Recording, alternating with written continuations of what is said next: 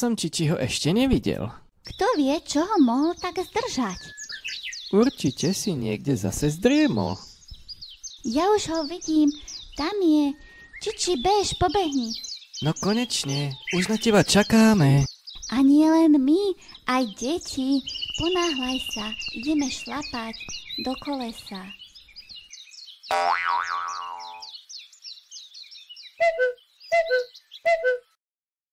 Tak poďme sa už zabávať.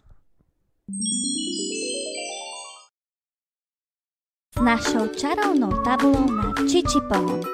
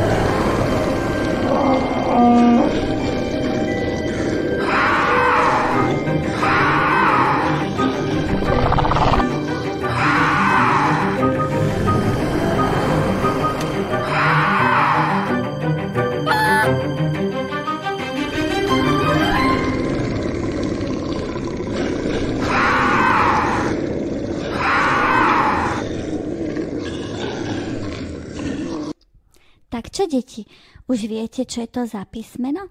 Poďme sa na to pozrieť. Dúha. D ako dúha. Je to správne?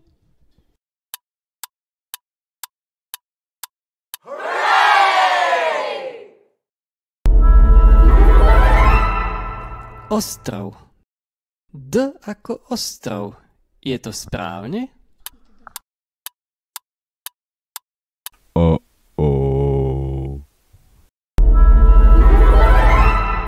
Delfín. D ako delfín. Je to správne, deti?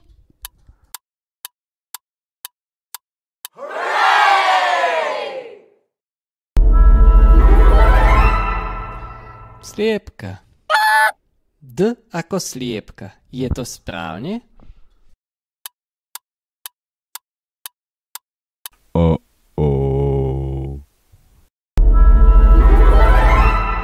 Dinosaury. D ako dinosaury. Je to správne, deti?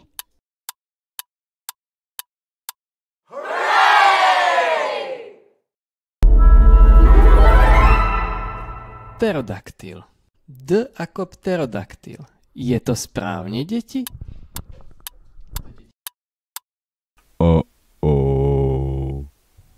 Už viete, ako vypadá D? Poďme si ukázať, ako sa píše. Veľké tlačené D a malé tlačené D.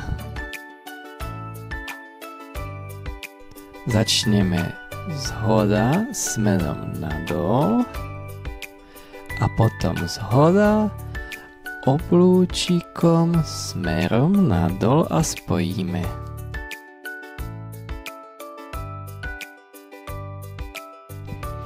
Malé tlačené D. Začneme zhoda, spravíme oblúčik a potom začneme znova zhoda a smerom nadol spravíme čiarku. Poďme sa pozrieť na veľké písané D a na malé písané D. Začíname zhora podľa šípky. Ukončíme oblúčikom.